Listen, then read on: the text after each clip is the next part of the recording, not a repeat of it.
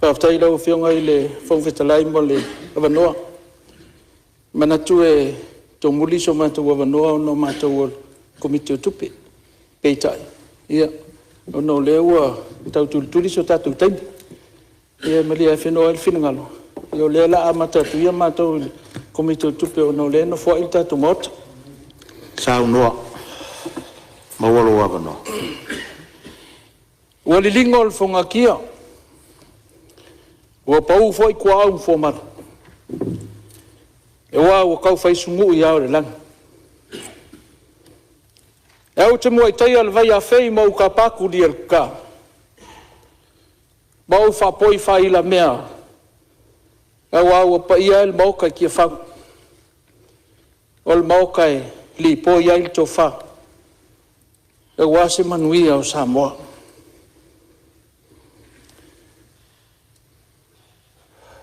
Ua whai foi I te longo e lupe tu manu a sa lele.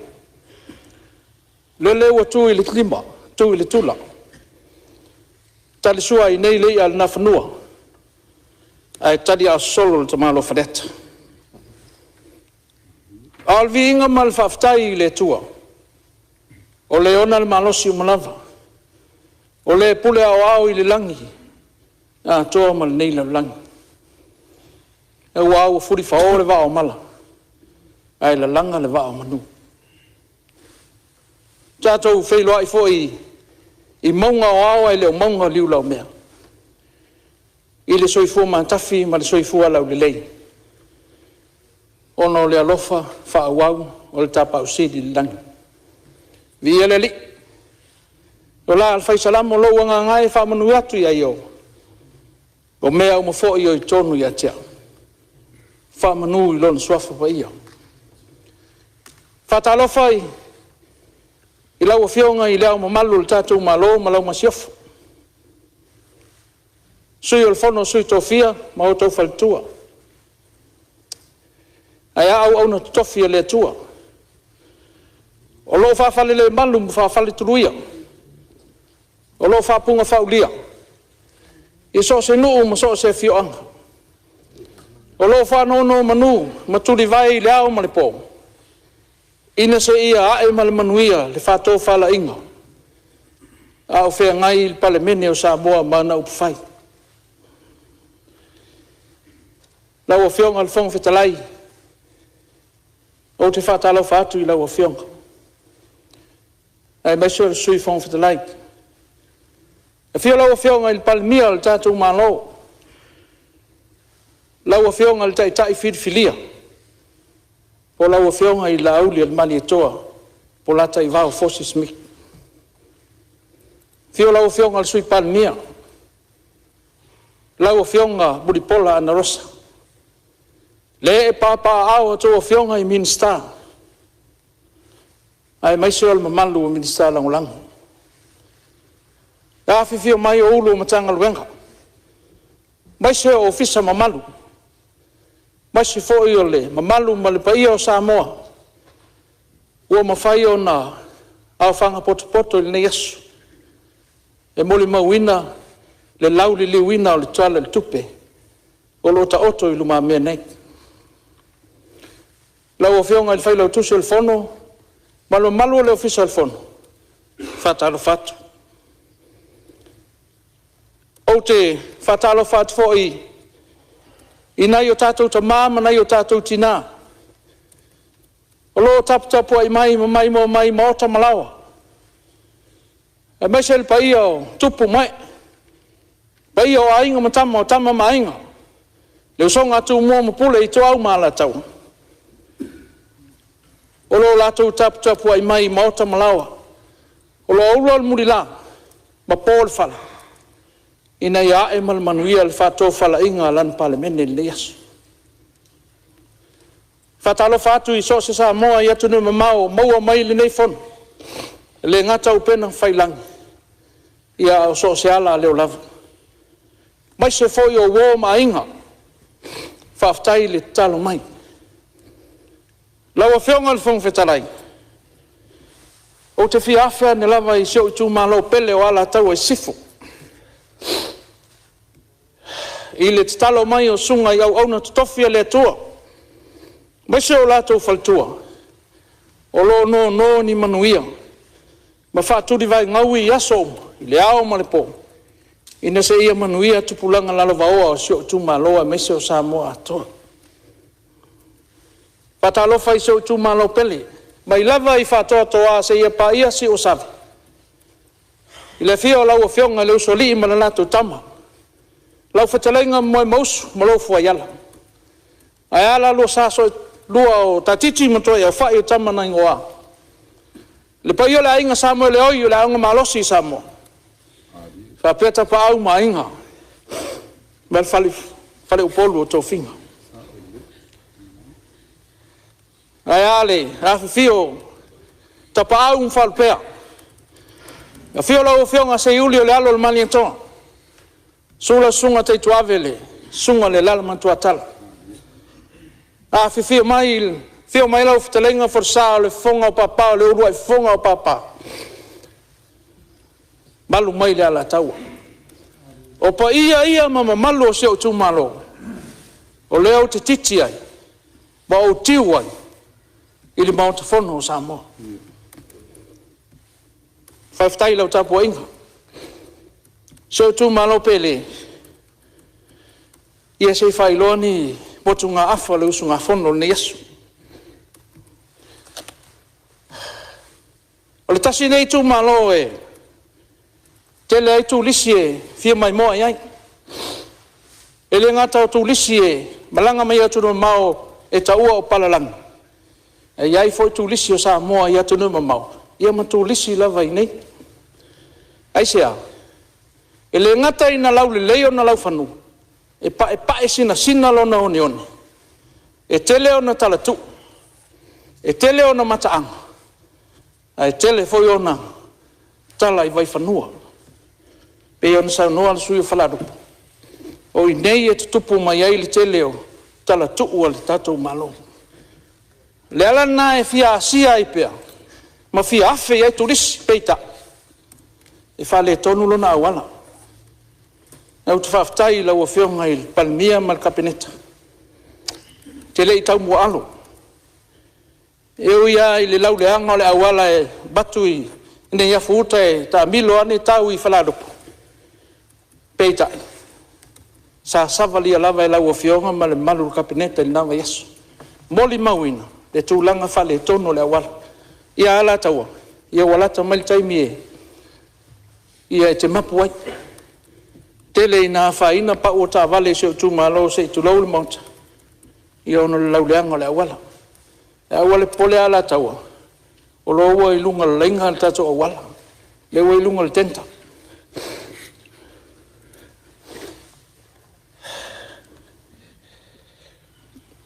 Whaftai lau whionga i le palemia. Tasi neo mata upu sa au launga i le whono lena tea i lau launga whatau pou. O le whale aonga o sio kolisi o ala tau e sifo. E whaftai lau umana malele lau o whionga le taitai o le malo. O le a whai le whale aonga o ala tau e sifo. Pauolona. E le i saini e ina se whengainga. E maua mai se grant. E whatino ai le whamoe moe. Whaftai hua lau o whionga le ministau a onga. E le whaingo whiona tafa lau whinangalo. Sa tafa tu nai lau. Ia e whaftai u tafa lau whinangalo. Ono le uti o lau whaingalo. Whaftai tele. Tolo pu lau lau whionga. Pea whai lau whale au. I le whai ungol nei tau sanga. Ai sea. E leo posi le fia. E whai sina ma mao le wao whale lima. Ne iafu matufu. Maa sau. E tā le whaa. Wa usua ina i whanau, whatali il pas. E usua i asal. Whatoa ato e fo i mai ata maitine, i lea fiafi. Ina o fo i atu malanga o pasi e sal lolonga. Ato nu foi, o le whale a onga ne. Ia, te iloa e a onga mai ai ma sui o whalalupo, ia ma papa, ia ma sātaua. O le alana na au tasi e matale noa, ina ia whaise kolisi. Au umon ta pena me au, lau whionga i le palmia, lau whionga i le ministau au, mai se o le ofisa au. Umon ta pena me au, o sual malai, fitu ekal te leo malai, whai e ma le malai whavau ma aloe, Whai ei tā longa si o tātou atulu, le amana umbia, ai tongi tupi.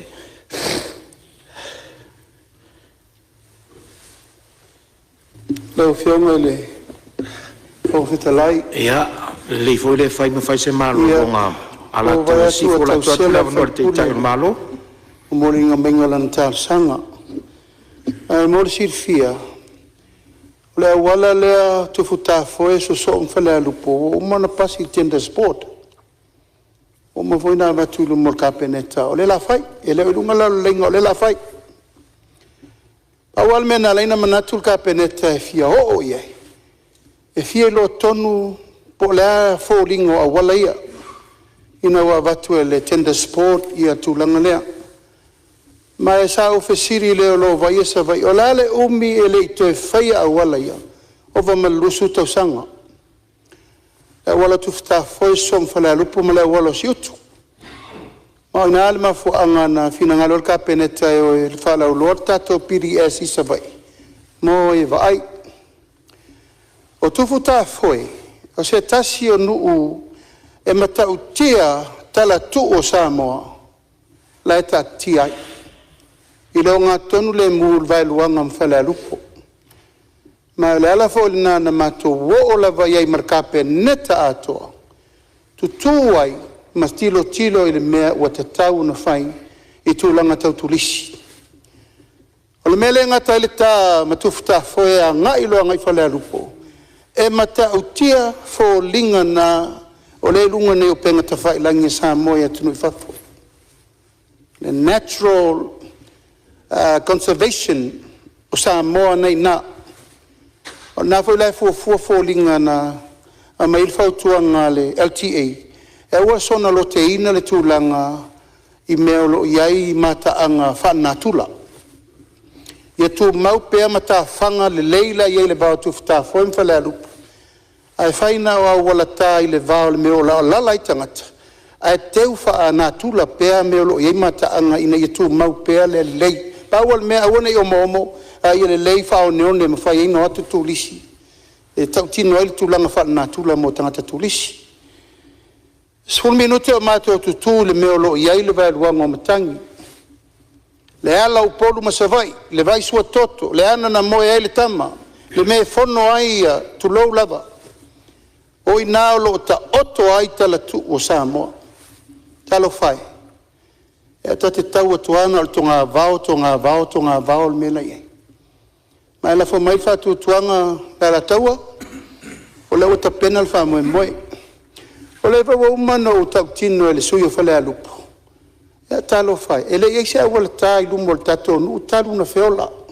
It's never been. Le la fai. E fai ono le alo lofo le vanga fai le tu malo. Ono le vaa moe moe. Ina ia fai le ia wala le tato nu I whalea lupo. Ai mai se fo. E se le tamawa inga pisimisi tau tu lisi la ia il te minei. Langa na fola mai no fo inga lusu tasi le I faia. Le la fai.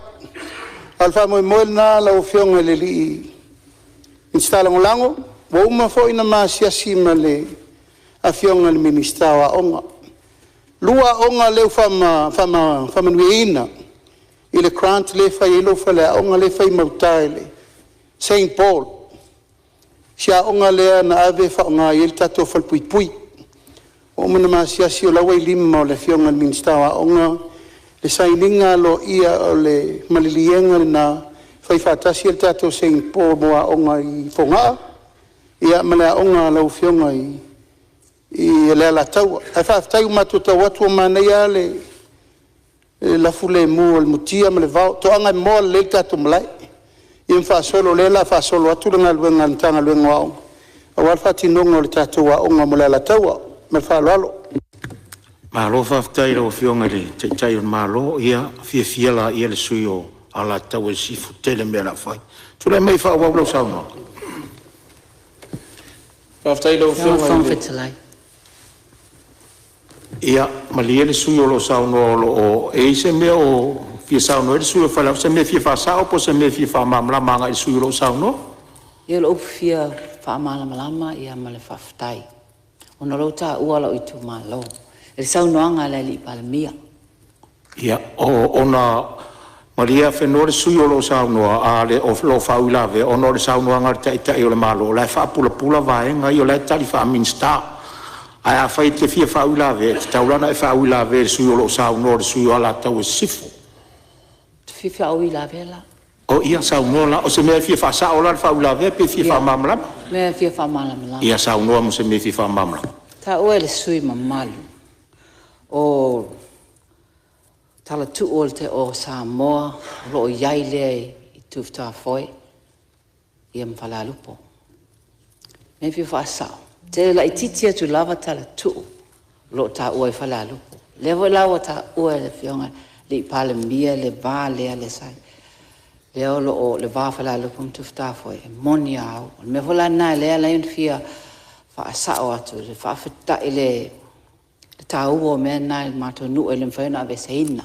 Lo iei se taimi nei o lo ta atia, le se ese inga la titi le vā whanua ia, le lo tonu po ta oto I tufta foi po whala lupo e lei, o otu iai paule me ta hua, o lewa ala mai le saunoanga le li whai pule, o neo la whai e mata o wala sawa o e lau fionga li palmia, le iai lava se wala ta, ai ono le tau preserving o le ononi, fai pela a fa pela vai le mfain fai la walta e fai la le onioni e fai pe e mfai ona awane I fai ngatai o te mine le anga tele awala o so atu na ai o mai le saunga le talainga le perfetta o mika na o saunga I palmia a ma tu atu e yo luma mania ona le upu fa fatai pe fa pela fa tonu wina le fa mo le awala Ona e ta o lo lofa le tu malo, a mata tia ona e lofa mai tia o lo watu le tu malo.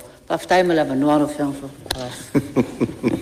E malo sa unoa ia pa ia lo te tu le vai a fionga le tai malo sei tu atu leva no. Ta fa petu mo il fa ftai ai fi fa sao. Ele fa sao ele se fala lupo le se fala lupo. O le ala la fo mai lo fa tu tuang leota o alofa na o alofa nei.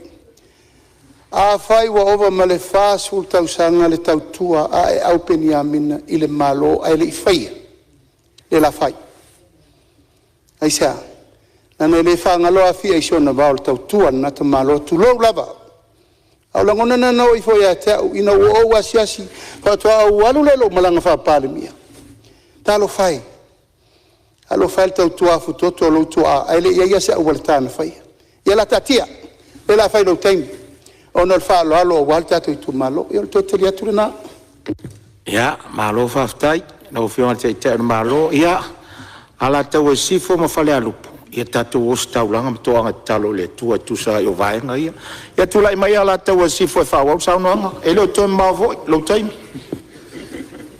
ia fa ftai lo fionga le fonga mota ia le iso ma tu lo to fai ai ule lava lo fionga ai o la utalo ia lava mai pelo on sai ona I tele nei mana ongo si matu tu malo ia fala lupo e o te poli le matanga le tatu fenga wo e umane wa I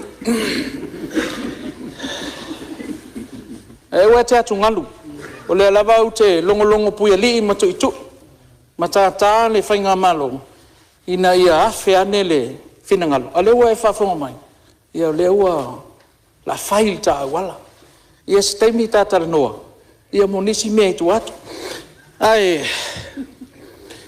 o le tu malo nei tasi nei tu malo e le ngata o tala tu e tele o anga vai fanua ai mais o tua maota ma tua lawa le sa no foi sui o falalu o le moli pito isu mali tailo moli e la umeni Australia ma Amerika a afa au tato malo e ta ofi moli ai fa sauna moli le mau o mato ele e fa tauri ai e mau ma to tupi lo fionga il pandemia ma le fainga malo ta ofi nei lo moli e o mai fa ai fa nga mai ma sapalai mai moli o ma to tu malo ele muta ele uma e fua lava e fa la so o tau sanga uma e o le tius le me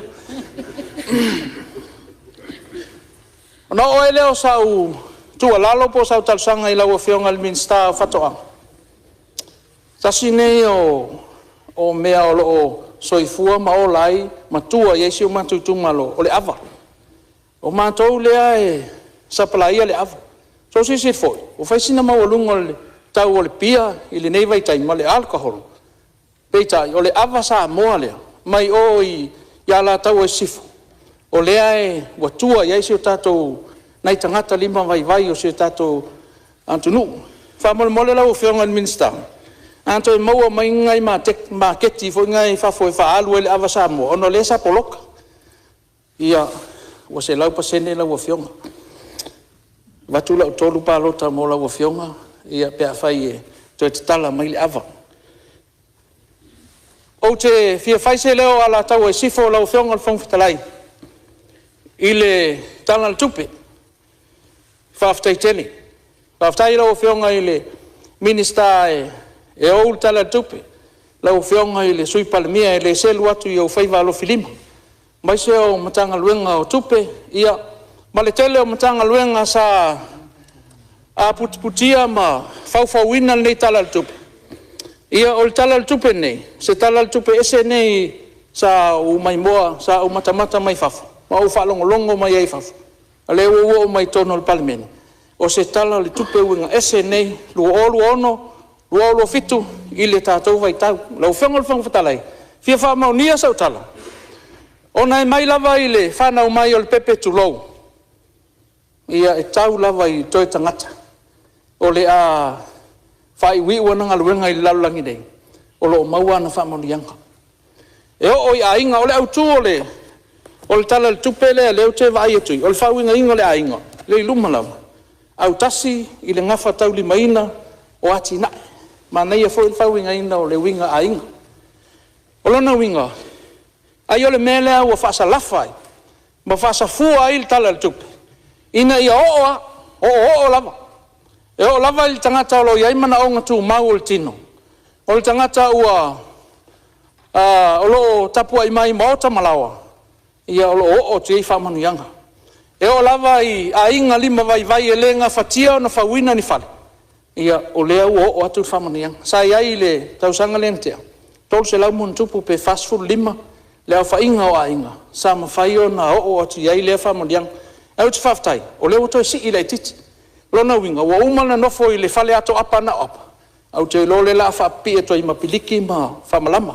Whaftai lau o whiongan minsta. Ia po lea whamui mue ta ua. Lau o whionga i le whongwhetalai. Ia e le tele na wani mana o ngā la taua. Ai a whailo au ala i tausanga nei. Te whai atu e whaupopoina i a tupe whai atu lisi. Na paua lea o le tūmalo. O lo whatatali mai ai palalangi. E whio mai e mai moai pe a le leo na awala. A le taimi whai a leo na awala. To e o hoi leo na matawhanga. I le sina ma le pae o leo neone. Ai whio wha malu le sami ma le ngātai whale o ala tau e sifu. E te wha malu ai. I maua ni ngala. Lai maua le tius sumalie ia ulau ele. Ma ulau whanua. Lau whionga le whangwhitalai. Whaftai tele lau awanoa. Ala tau e sifo. Ia whaftai lau tapu inga. Lenga e o uma malu maupa ia. O leo te tiu ai i mau ta whono sa mo. Whaftai lau pule lea. Whaftai i lau whionga i le minista o le poloketi. Lau whionga le whangwhitalai. Ia, o lo iei whau i la vea lau whionga ni minista langolango. Ia tula e mai suyo sa whatatas. La se me te whina o whawhasao pe whamamara. E talu ai ona o whalongolongo atu malitotua o le a whae ule la unga le sui mamalu ala tau e sifu. Ia sa o le mana o lava o te wha ui la vea o sa unua le sui mamalu. Ai e sinta mai mea la ititi a le alanga o le whafunga lo i tu malo. Pe ana sila fie le palimene le maota e tasi ale a inga malos. Nei whapea ane o lo ono funofo ala sa unua o whapea e fo si a inga malos. Ai fa mole ala tau e sifu e tasi ala inga malos. Whaftai loa molo wanoa. Ia, awa ia le mata tumatangi o ele inga malos si safat. Ia, o winga o launga o aso whapenei. Ia, e tātou te malusi uma o le pule whasoifua le tua. Ia, o ia le tumatangi. Ia, turai mai ala tau e sifo whai umai tsaunga. Whaftai lau whionga le whangwhitalai. e ai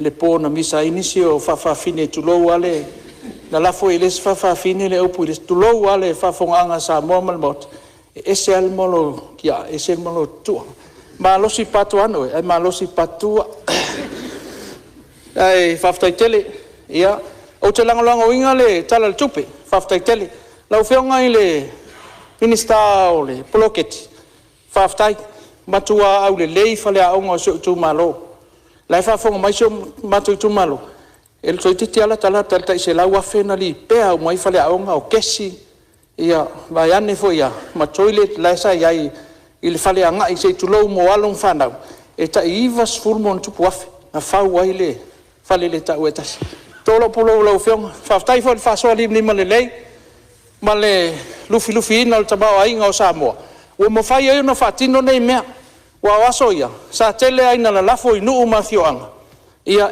e iei le matai e au ngofie e iei fo ile ainga e whatutunga ta al nei vai taimi ia na le au mai lava o le poloketi tali atu ele minista e o le poloketi wha maonia ia ona wha uau lea lau whionga le whonga talai malpa ia o le maota lau whionga le teitai le tua ngai mai le nai tua le maru ia wha malulu atu mai se fo i o le pa ia ua saone o le asenga ngana o le tau tamali i lau whafonga i launga ala taua ia whale ia i le whale o le atua pulpul tele ia wai mailo na nganga whatonu folau nei aso e mai se foi o lo na nganga pa ia whaamala malama i o tata wala malima taita i nai whaiva matiute o Samoa manuia lau o whionga i le whong whatalai manuia lau o whionga i taita i le malo malwhainga malo manuia lau o whionga i le whamanuia lau tua lau whionga le toi utai al mauta lau whionga te tai le tua ngai man nai tua al malu mai so sui malu tu to tas ia malenganga whalo whaftai mo le matu wahano